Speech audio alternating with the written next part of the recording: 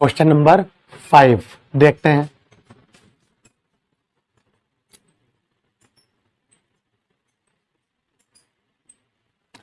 क्या लिख रहा है, देख पा रहे होंगे आप। 1 मीटर लंबी धातु की छड़ उसके एक सिरे से जाने वाले अभिलंबवत अक्ष के परिधि 400 रेडियन पर सेकंड की कोणीय आवृत्ति से घूर्णन कर रही है। छड़ का दूसरा सिरा एक धात्विक वलय से संपृक्त है।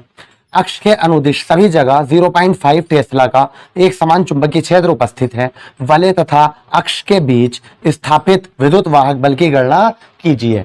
ठीक है, जो जो चीजें दी हैं वो लिख लूं। 1 मीटर लंबी धातु की छड़, तो एल बराबर कितना हो गया, 1 मीटर, और 400 रेडियन पर सेकंड की कोणीय आवृत्ति, मतलब ओमेगा कितना हो गया, 400 रेडियन पर सेकंड। घूर्णन करें, छड़ का दूसरा सिरा धात्विक वलय से संपृक्त है। अक्ष के अनुदिश सभी जगह पर 0.5 टेस्ला, बी कितना हो गया, 0.5 टी टेस्ला चुंबकीय क्षेत्र, एक समान चुंबकीय क्षेत्र उपस्थित है। वलय तथा अक्ष के बीच स्थापित विद्युत वाहक बल की गणना कीजिए। तो क्या पूछ लिया उसने, ई बराबर।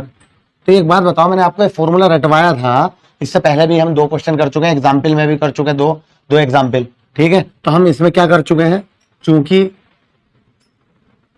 हम जानते हैं कि, क्या जानते हैं हम, ई बराबर 1/2 बी ओमेगा एल स्क्वायर।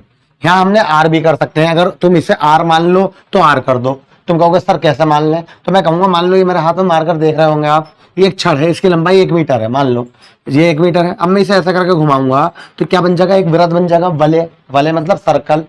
ठीक है, समझ रहा है मेरी बात, वलय कहा ना इसमें, ये बन जाएगा। तो ये किसका काम करेगी, इसकी लंबाई किसका काम करेगी, त्रिज्या का तो करेगी, देखो इतना लंबा है।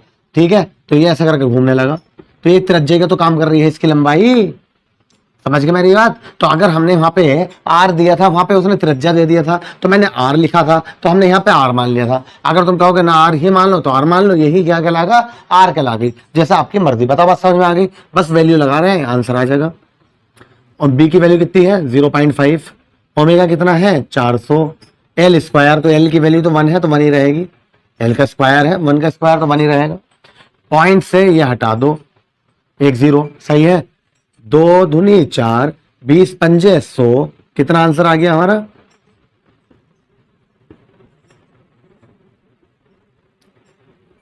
100 वोल्ट। यह है प्रेरित विद्युत वाहक बल। चूंकि हम जानते हैं कि प्रेरित विद्युत वाहक बल, जब ये चीजें दी हो तो प्रेरित विद्युत वाहक बल का ये फॉर्मूला होता है, याद रख लो इसे, 1/2 बी ओमेगा एल स्क्वायर या आर स्क्वायर, जो दिल करे वो कह दो। ठीक है, जो भी चाहे हो तो नोट कर लो भैया। क्वेश्चन नंबर 6, वैसे मैं पहले भी वीडियो में बता चुका हूं, फिर बता दूं आपसे। ठीक है, एनसीईआरटी ने अपना सिलेबस कम किया है। क्यों, अगर आपके पास यही चैप्टर होगा और आप कोई पुरानी बुक देख रहे होंगे इस पिछले साल की भी, ठीक है, जो अब न्यू अब लॉन्च हो रही है वो ना देखी होगी 2024 के लिए, ठीक है, तो उसमें आपको ये क्वेश्चन जो अब मैं करा रहा हूं 6, ठीक है, तो वो आपको 7 दिखेगा, और जो 6 है वो कहोगे सर ने 6 तो छोड़ दिया, जबकि 6 और 10, ठीक है, पुरानी किताबों में 6 और 10 वो निकल चुका है। ठीक है, एनसीईआरटी ने निकाल दिया है, तो अब जो निकल गया वो हम पढ़ाएंगे नहीं। ठीक है, तो जो है वो पढ़ाएंगे और जिसमें से आएगा भैया।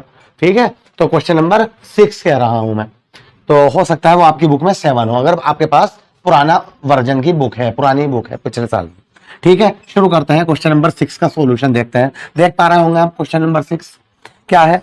पूर्व से पश्चिम दिशा में विस्तृत एक 10 मीटर लंबा क्षैतिज सीधा तार 0.30 इंटू 10⁻⁴ वेबर प्रति मीटर स्क्वायर के तीव्रता वाले पृथ्वी के चुंबकीय क्षेत्र के क्षैतिज घटक के लंबवत 5 मीटर प्रति सेकंड की चाल से गिर रहा है। नंबर है, तार में प्रेरित विद्युत वाहक बल का ताक्षणिक मान क्या होगा। प्रेरित विद्युत वाहक बल मतलब क्या है, पूर्व से पश्चिम दिशा में विस्तृत 10 मीटर लंबा तार। जब भी पूर्व पश्चिम का नाम आ जाए तो मैं आपको ये बताता हूं, ये बना लिया करो, नॉर्थ साउथ ईस्ट वेस्ट, पूरब पश्चिम उत्तर दक्षिण। तो तार जो है वो क्या है, ऐसे करके पूरब से पश्चिम की दिशा में ऐसे तार रखा है। ठीक है, पूरब से पश्चिम दिशा में विस्तृत 10 मीटर लंबा तार। क्या है ये, 10 मीटर लंबा तार,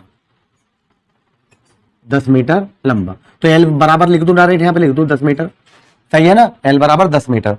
सीधा तार 0.30 इंटू 10⁻⁻⁴ वेबर प्रति मीटर स्क्वायर के, तो ये क्या हो गया हमारा बी हो गया 0.30 इंटू 10⁻⁻⁴ वेबर प्रति मीटर स्क्वायर के तीव्रता वाले चुंबकीय क्षेत्र के क्षैतिज घटक से लंबवत, लंबवत मतलब एंगल थीटा 90 डिग्री हो गया। अगर चाहो तो थीटा लगा भी सकते हो, नहीं तो छोड़ो 90 लगाना, 90 sin 91 1 होगा।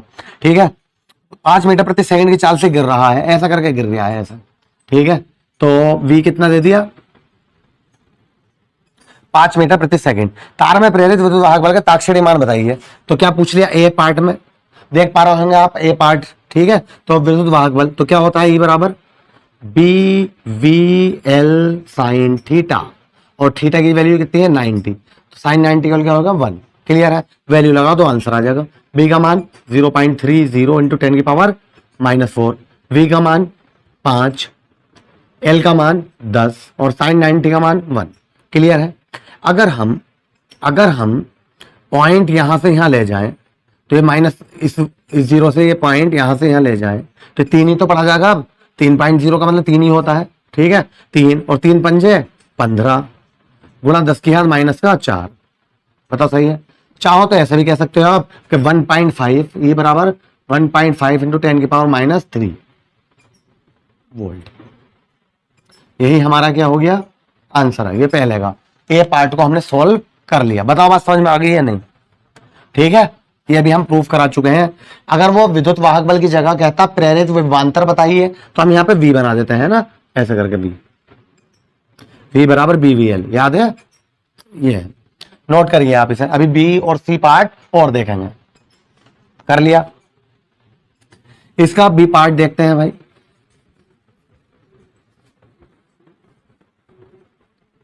क्या है, विद्युत वाहक बल की दिशा क्या है, विद्युत वाहक बल की दिशा क्या है, ये जो प्रेरित विद्युत वाहक बल है इसकी दिशा क्या है। तो एक बात बताओ, वो जो है चुंबकीय क्षेत्र वो कैसा है, लंबवत है, मतलब ऐसे 90 डिग्री का एंगल, जब तो कहा था उसने लंबवत है। चुंबकीय क्षेत्र ऐसा था, कैसी मान लो ये बी, और ये तार ऐसे जा रहा था, जब तो 90 का एंगल बना रहा था। बात समझ में आ रही है मेरी बात?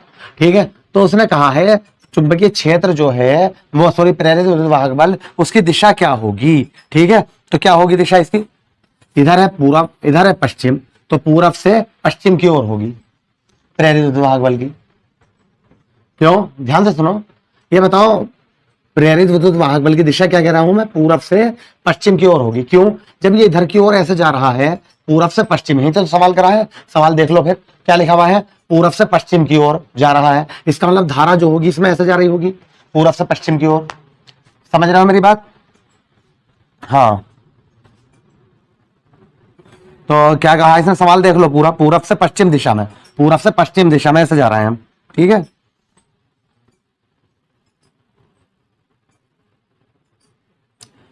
तो फिर जब ऐसे जा रही है दिशा तो प्रेरित धारा की दिशा क्या होगी, प्रेरित विद्युत वाहक बल क्या होगा, प्रेरित का मतलब क्या होता है इसके अपोजिट, तो कैसे होगी ऐसे। तो क्या लिख देंगे हम, बी पार्ट का आंसर पश्चिम से पूरब की ओर, यही हमारा क्या हो गया आंसर। ठीक है भाई, तीसरा क्या है, सी सवाल नोट कर ले, समझ में तो आ गई बात। प्रेरित का मतलब क्या होता है, याद है मैंने आपको कल भी सवाल कराए थे इसी वीडियो में, पिछली वीडियो में। ठीक है, प्रेरित का मतलब क्या होता है, जो उसका विरोध करे। तो इसका मतलब तार को तुम ऐसे लेके जा रहे हो पूरब से पश्चिम की ओर, धारा इसका मतलब ऐसे बह रही है, तो प्रेरित जो विद्युत वाहक बल हो या प्रेरित धारा हो उसकी दिशा क्या होगी, समझ गए, तो पश्चिम से पूरब की ओर। क्लियर है, नोट कर लो ये भी। सी भी देख लो भाई, यही सी पार्ट दिखाई दे रहा होगा अब आपको। सी पार्ट में क्या कहा उसने, मैं पढ़ रहा हूं, तार का कौन सा सिरा उच्च विभव पर होगा। ठीक है, तार का कौन सा सिरा उच्च विभव पर होगा। तो एक बात बताओ, इलेक्ट्रॉन जो होते हैं वो धारा जब ऐसे बह रही है पूरब से पश्चिम की ओर, तो इलेक्ट्रॉन किधर की ओर मोशन कर रहे होंगे, इलेक्ट्रॉन पश्चिम से पूरब की ओर मोशन कर रहे होंगे। और इलेक्ट्रॉन जो होते हैं हमेशा उच्च से वो सॉरी निम्न विभव से उच्च विभव की ओर जाते हैं। क्या कहा मैंने, निम्न से उच्च की ओर जाते हैं।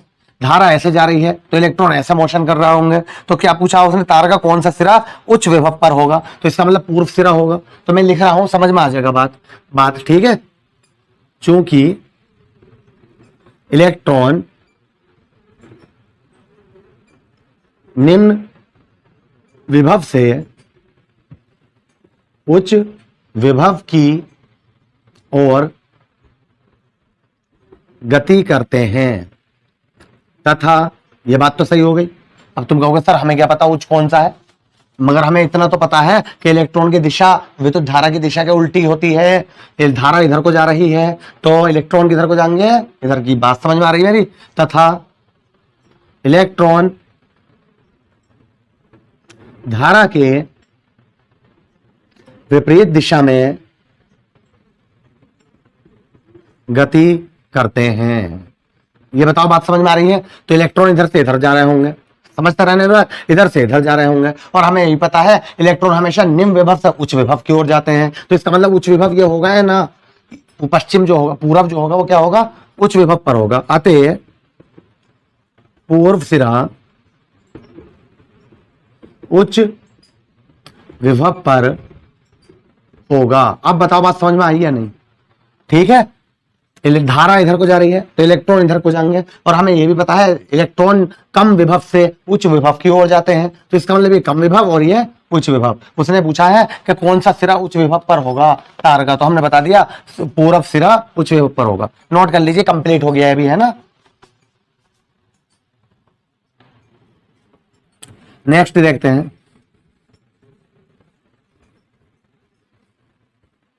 एग्जाम्पल नंबर 7 क्या है, देख पा रहे होंगे आप। एग्जाम्पल नंबर 7, सॉरी एग्जाम्पल कह रहा हूं। ठीक, क्या चल रहा है हमारा, अभ्यास प्रश्न।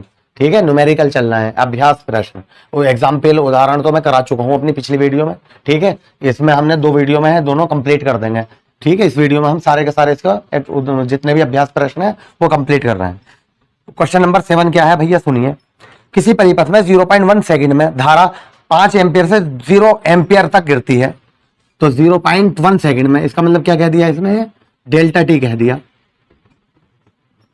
कितने से कितने गिरती है, 5 से 2 एम्पियर, 0 एम्पियर सॉरी। तो मैंने कहा था धारा का जब भी नाम आए तो इसमें धारा में क्या करो, बाद वाले में से पहला वाला घटा लो, 0 से 5 कम कर दो, -5 एम्पियर आ गया।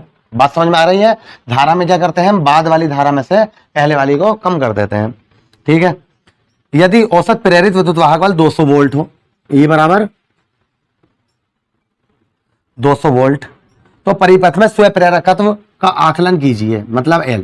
तो आपको याद होगा जब हमने स्वयं प्रेरण पढ़ाया था तो उसमें हमने ये प्रूफ करा था, क्या, स्वयं प्रेरकत्व L बराबर E upon delta I upon delta T. याद है, ये प्रूफ कर चुके हैं। तो इस पर सवाल आ गया भैया, तो -E डेल्टा टी बटे के बटे में ऊपर ले जाओ, अपॉन में डेल्टा I। बताओ ठीक है, वैल्यू लगा दो सबकी। L इजिकल टू माइनस ई की वैल्यू कितनी है 200, डेल्टा टी की वैल्यू कितनी है 0.1, अपॉन डेल्टा I कितना है -5। माइनस से माइनस घट गया है, माइनस माइनस प्लस कह दो, 0 से पॉइंट हट गया तो 1 पड़ा जाएगा। 5 चौक 20, तो L बराबर कितना आ गया, 4 हेनरी। ठीक है, L बराबर कितना आ गया, 4 हेनरी। बताओ बात समझ में आ गई कि नहीं।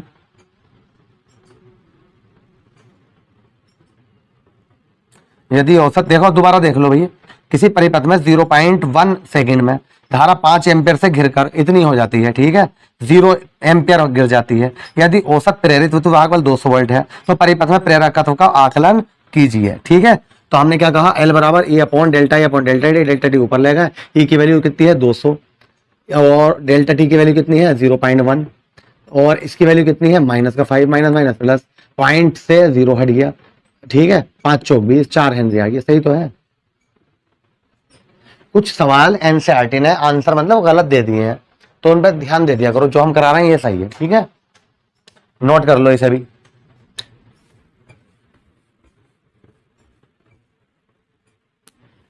क्वेश्चन नंबर 8, ठीक है, लास्ट इस चैप्टर का विद्युत चुंबकीय प्रेरण का 8वां जो सवाल है ये वो लास्ट है। ठीक है, नेक्स्ट वीडियो में हम कौन क्या पढ़ेंगे, अब नया चैप्टर पढ़ेंगे, प्रत्यावर्ती धारा। बहुत ही इंपॉर्टेंट है, जबरदस्त चैप्टर है, बहुत मजा आने वाला है। ठीक है, बहुत बारीकी से कराएंगे उसे। क्वेश्चन नंबर 8 सुनो भाई। पास पास रखे कुंडलियों के एक युग्म का अन्योन्य प्रेरकत्व, अन्योन्य प्रेरकत्व मतलब M कितना है, 1.5 हेनरी है। सही है। यदि एक कुंडली में 0.5 सेकंड में डेल्टा टी बराबर 0.5 सेकंड में धारा 0 से 20 एम्पियर परिवर्तित हो जाए तो डेल्टा आई बराबर क्या हो जाएगा भैया, मैंने कहा था बाद वाले में से पहला घटा लिया करो, तो कितनी आ गई। तो दूसरी कुंडली की फ्लक्स बंधता कितनी होगी, क्या पूछ ली उसने, फ्लक्स बंधता मतलब फ्लक्स। तो एक बात बताओ, फाई इज इक्वल टू हमने एम आई पढ़ा ना था, लेकिन दूसरी कुंडली में कहा था, तो तुम ये भी कह सकते हो सर वहां तो N2 φ2 आया था, तो बिल्कुल सही बात है, लेकिन N2 ना भी लिखे हम क्योंकि यहाँ एरो की संख्या का कोई मतलब नहीं है, तो φ2 बराबर एम I1 कह दो, चाहे I1 कह दो। तो m की वैल्यू कितनी है भैया 1.5, इसकी कितनी है 20, 0 से ये कट गया, 15 दूनी कितना आ गया 30 वेबर, हो गया सवाल। ठीक है, अब देखो डेल्टा टी की हमें जरूरत ही ना पड़ी, तो ऐसे भी बोर्ड के पेपर में जरूर एक सवाल ऐसा आ जाता है जिसमें जरूरत ना भी होती है और वो दे देता है, सिर्फ यही चेक करने के लिए बच्चों का सेंस ऑफ ह्यूमर कैसे काम कर रहा है, बच्चे कितने तेज हैं। ठीक है, नोट करिए इसे भी, क्वेश्चन नंबर 8 को।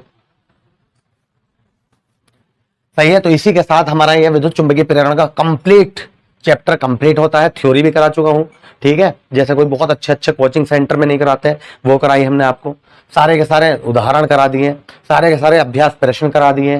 ठीक है, तो नेक्स्ट वीडियो में मिलेंगे हम नए चैप्टर में। अगर आप मेरी वीडियो अब तक देख रहे हैं और अभी तक सब्सक्राइब नहीं किया है तो प्लीज सब्सक्राइब कर दीजिए और ज्यादा से ज्यादा शेयर कीजिए, और वो जो बेल आइकन का बटन होता है उसे प्रेस करना भी ना भूलें, जिससे कि मैं जैसी वीडियो अपलोड करूं न्यू तो आपको नोटिफिकेशन मिलता रहे। नेक्स्ट वीडियो तक के लिए धन्यवाद।